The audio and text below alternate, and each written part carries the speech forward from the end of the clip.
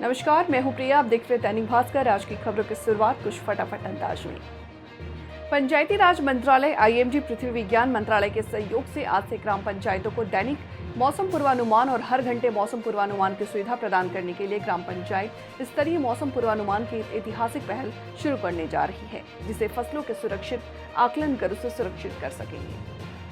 आंध्र प्रदेश में विजयवाड़ा के drone show का आयोजन किया गया। इस ड्रोन शो को देखने के लिए बड़ी संख्या में दर्शक उमड़ पड़े।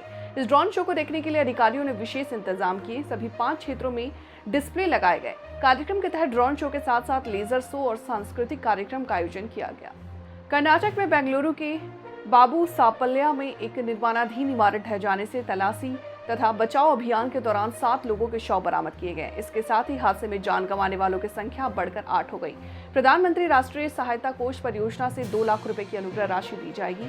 घायलों को 50,000 रुपए दिए जाएंगे। प्रधानमंत्री नरेंद्र मोदी अपनी 2 दिवसीय रूस यात्रा के बाद दिल्ली लौट आए। इस दौरान उन्होंने कजान में 16वें ब्रिक्स शिखर सम्मेलन में भाग लिया। ब्रिक्स शिखर सम्मेलन के मौके पर चीनी राष्ट्रपति शी जिनपिंग, रूसी राष्ट्रपति व्लादिमीर पुतिन, संयुक्त अरब अमीरात के राष्ट्रपति शेख मोहम्मद और अधिक नेताओं से सबसे उनकी मुलाकात हुई। लखीमपुर खीरी 2021 हिंसा मामले में हत्या के आरोपित पूर्व केंद्रीय मंत्री अजय मिश्रा के पुत्र आशीष मिश्रा को सुप्रीम कोर्ट ने बुधवार को सख्त हिदायत देते हुए कहा कि वो जमानत की शर्तों का सख्ती से पालन करें।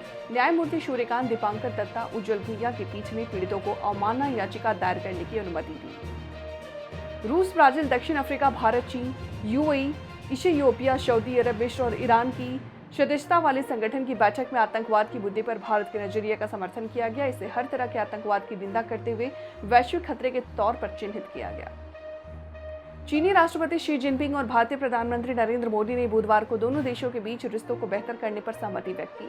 अप्रैल 2020 में चीनी सैनिकों की गलवान में घुसपैठ से भारत और चीन के रिश्तों को तनाव आ गया। दुनिया की 2 सबसे बड़ी अर्थव्यवस्थाएं भारत और चीन के सैन्य कूटनीतिक तनाव के बावजूद मजबूत व्यापारिक संबंध बनाए रखे हैं।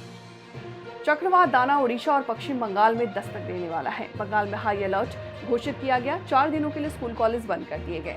सरकार का दावा है कि एहतियात के सभी कदम उठाए गए। निचले इलाकों में अब करीब 1.5 लाख निकल करके सुरक्षित जगहों पर पहुंचाया गया है। डाक विभाग को एक कस्टमर को 98 नहीं लौटाना पड़ा भारी। उपभोक्ता फोरम ने अब डाक विभाग को रिफंड लौटाने को कहा। साथ ही डाक विभाग पर 15,000 रुपए का जुर्माना लगाया। डाक विभाग ने उपभोक्ता फोरम को बताया कि उस समय कुछ तकनीकी कारणों से डिजिटल भुगतान स्वीकार नहीं हो रहा था। अगर पति बिना पत्नी की सहमति के उसकी ज्वेलरी गिरवी रखता है तो ये आईपीसी की धारा 406 के तहत आपराधिक विश्वासघात है।